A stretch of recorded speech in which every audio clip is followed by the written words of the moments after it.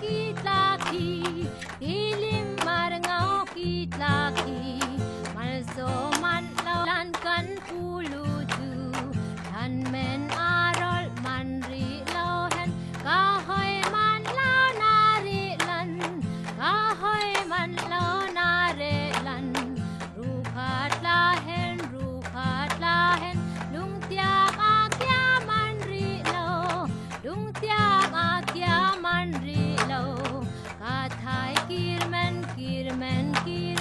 karun alum lohite rukhat lahen kan suat mai sial nu bang ai kan suat mai sial nu bang ai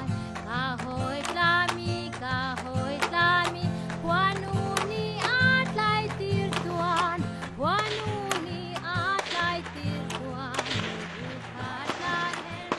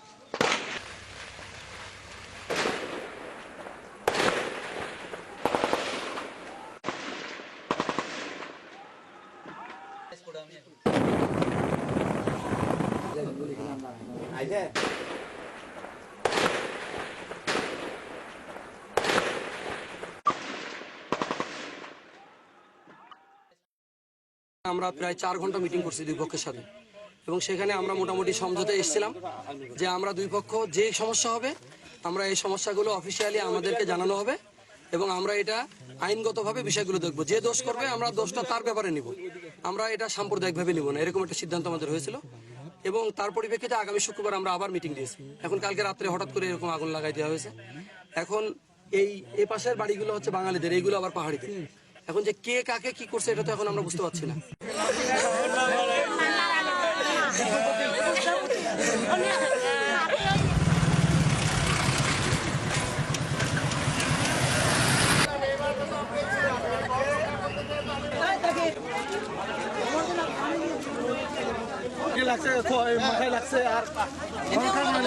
আস্তে করে নিজের 4-5 জন বেরিয়ে আসছে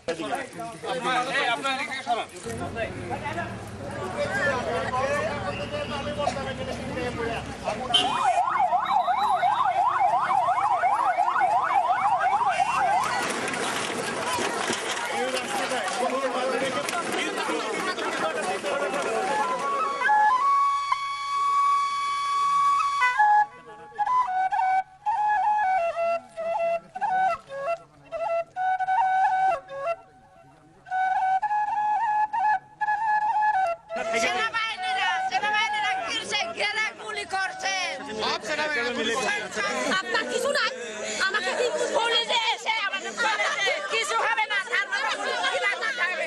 খুলে যেতে মানে কিরকম থাকে আবার বাঙালি এসে আমাকে কিভাবে মানে গিরিশ দেখায় করেছে আবার আর্মি এসে সেই সাথে সাথে বাঙালি এসে আবার আমাদের আগে মানে বাড়ি ঘর জ্বালাই দিচ্ছে 26 তারিখ আমার আরো শান্তি সমিতি আলোচনা আবার হতে হলো কিন্তু সাহেব দিয়ে যাই কি উনুবাই আমার কি হচ্ছে সোশ্যালিস্ট দ্বারা জানি উনি উনি আমরা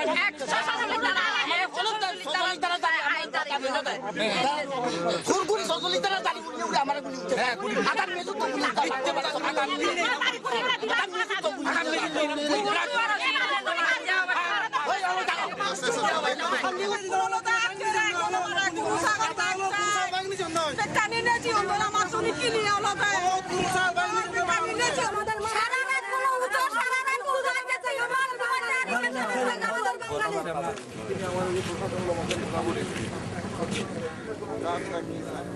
নাশকতামূলক কার্য করে তাদেরকে চিহ্নিত করে তাদের বিরুদ্ধে আইনানুগ ব্যবস্থা নিতে হবে।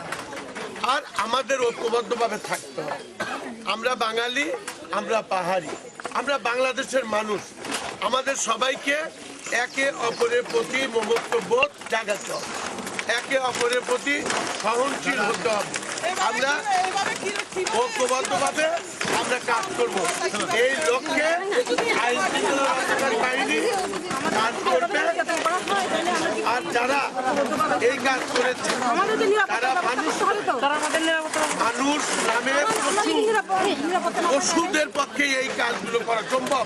মুক্তিযোদ্ধাদের হত্যাগুলো তারা তো এই দেশে এখন আছে, সেই জামাত শিবির যুদ্ধাপরাধী এরা এদের উদ্দেশ্য নিয়ে তো কিন্তু এগোচ্ছে।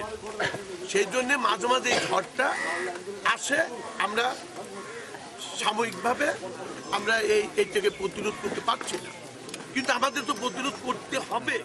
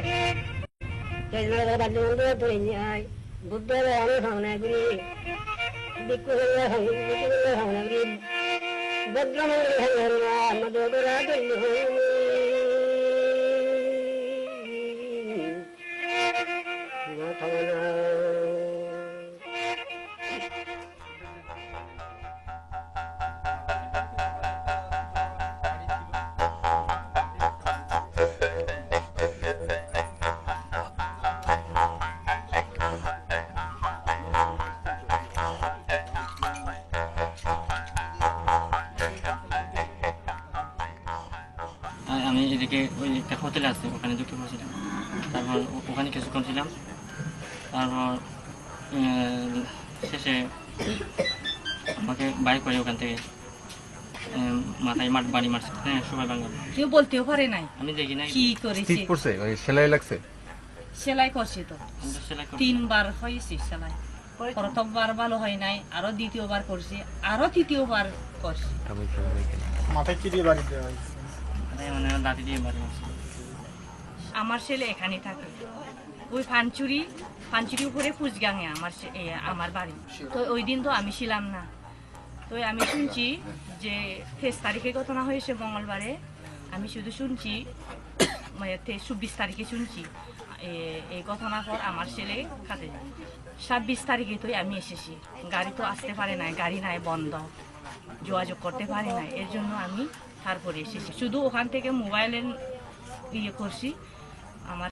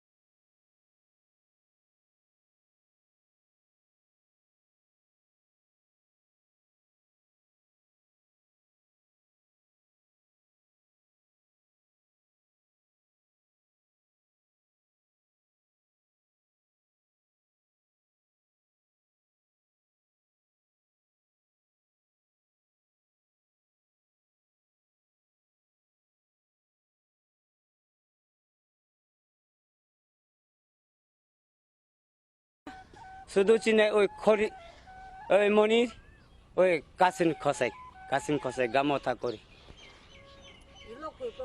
এটা এখানে এলো কাসিম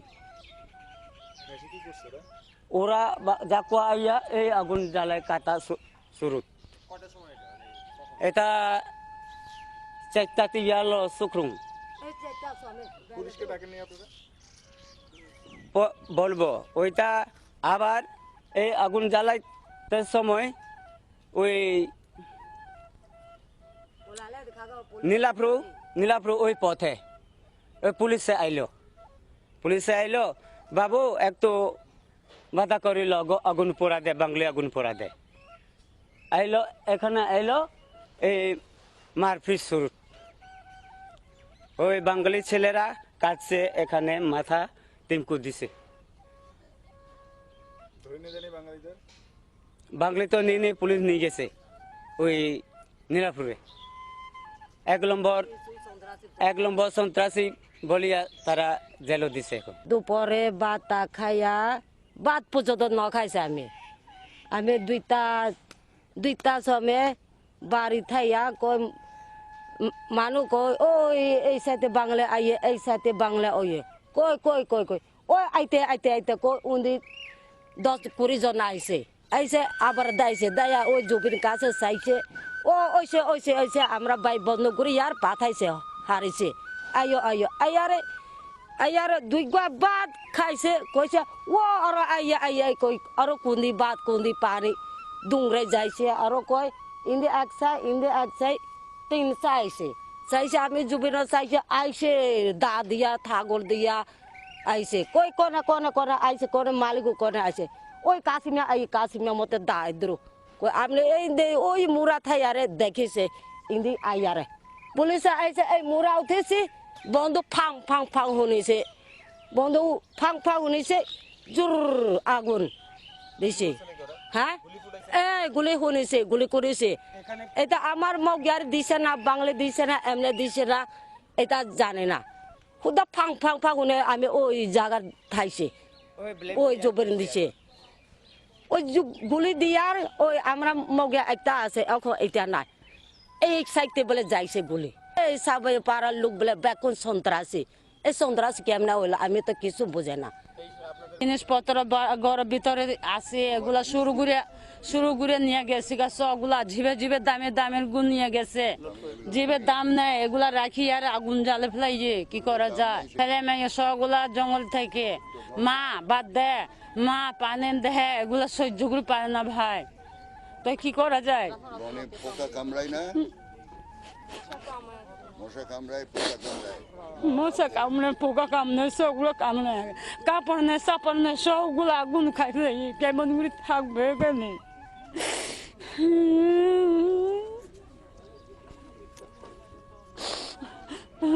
বলবো ভগবান আল্লাহ বুঝবো আমার কিরকম থাকে নিজে মানুষ হয়ে দেখতে পারে না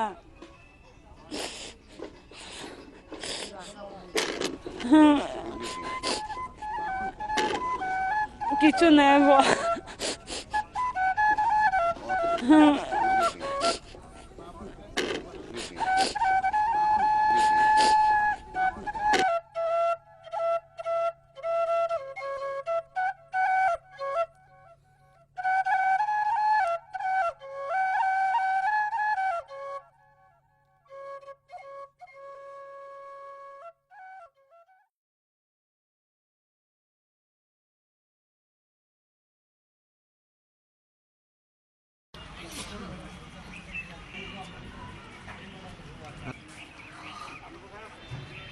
মিছিল বেরোলো জঙ্গি মিছিল এই মিছিলের কিন্তু আগের থেকেই শুরু হয়েছে বেশ 1-1.5 মাস আগের থেকেই জঙ্গি মিছিল হয় এখানে মাঝে মধ্যে এটা ইউপিডিএফের এবং এটা দীর্ঘদিন মানে আগের থেকে মিছিল টিছিল হয় কিন্তু জঙ্গি রূপটা নিচ্ছে 1-1.5 মাস যাবত লাঠি সুরা থাকে স্লোগান থাকে উগ্র স্লোগান এবং এটা স্লোগানটা হলো দেশ রাষ্ট্রবিরোধী স্লোগান হলো জ্বালো জ্বালো আগুন জ্বালো সেনাবাহিনী যেখানে যুদ্ধ আছে সেখানে বাঙালিদের এগেনস্টে দেয় স্বায়ত্ত শাসন চাচ্ছে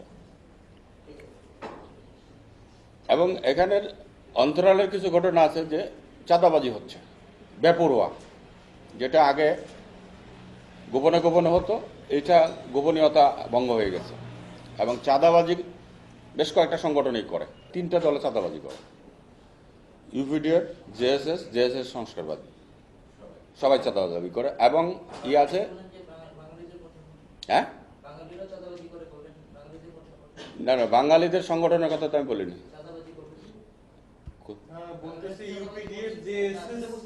হ্যাঁ হ্যাঁ,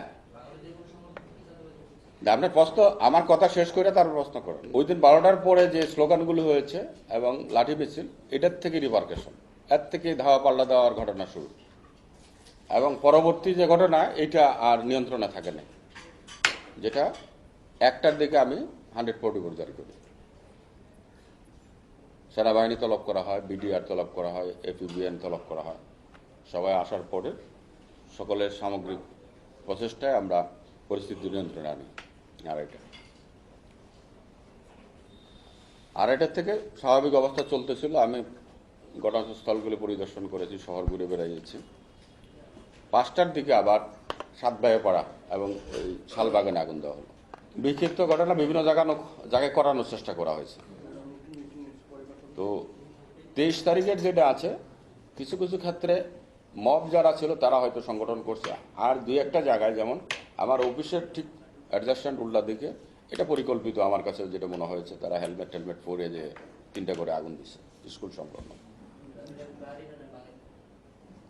হেলমেট পরলে তো আপনার বোঝা খুব মুশকিল। সন্ত্রাসী টোটাল আমাদের 117 পরিবার ক্ষতিগ্রস্ত। এর মধ্যে 71 ট্রাইবাল আর 46 হলো বাঙালি।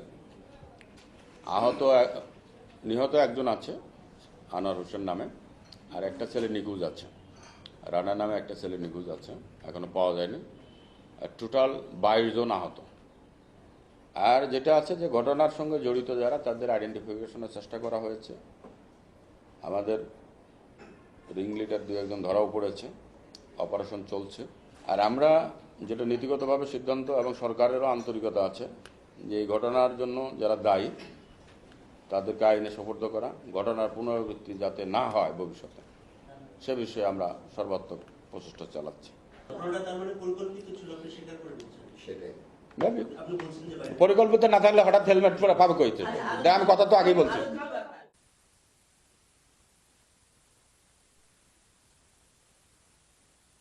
একটা জিনিস দেখলাম ওখানে, ওই যারা নিরাপত্তা চাই, খাবারও চাই না, কেউ চাই না, অথচ না খেয়ে আছে, কাপড় নাই, এক কাপড়ে 1 বছর নেই, কিন্তু এরা বলতেছে আমাদের নিরাপত্তা দেন। তারপরে 144 জারি হলো।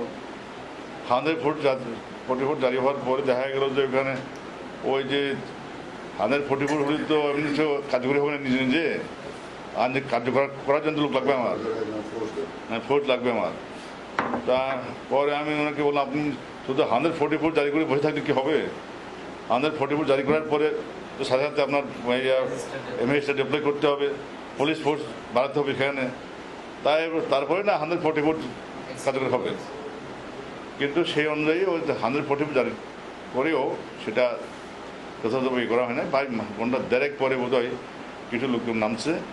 এই 144 থাকা অবস্থায় আর অনেক বাড়ি করে পরীক্ষা। এখন পরিস্থিতি শান্ত, আমরা মোটামুটি প্রলেপটা দিচ্ছি, কিন্তু রোগটা তো রয়ে গেছে। প্রলেপটা দিয়ে কোনো রকম ইয়ে রাখছি। তো এখন নেত্রীর সাথে আমরা বসবো, এই রোগ নির্মূলের জন্য কোনো ব্যবস্থা আছে কিনা।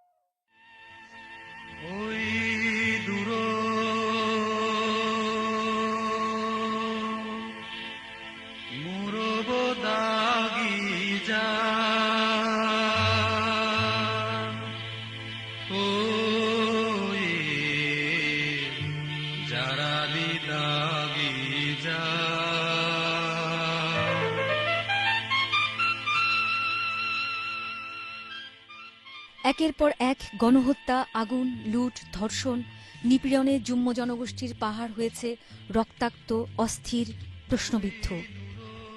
এসব ঘটনার কোনো তদন্ত প্রতিবেদন কখনোই প্রকাশিত হয়নি। চিহ্নিত হয়নি কারা অভিযুক্ত, কারা হোতা। আর দৃষ্টান্তমূলক শাস্তি কথার কথায় থেকে গেছে ১৯৮০ সালের রাঙামাটির কলমপতি গণহত্যায়, ৩০০ যুম্ম জনগোষ্ঠীর মৃত্যু থেকে ২০১০-এর বাগাইহাট খাগড়াছড়ি সদরের ব্রাশফায়ারে হত্যা, আগুন পর্যন্ত।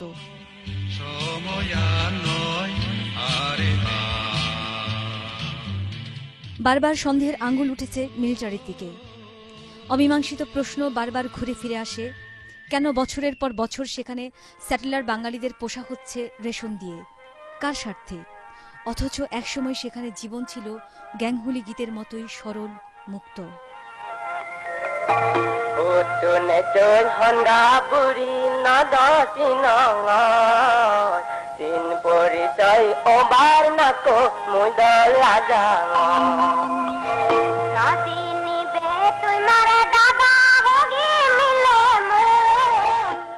রাষ্ট্র কবে আবার সেই জীবন নিশ্চিত করতে পারবে?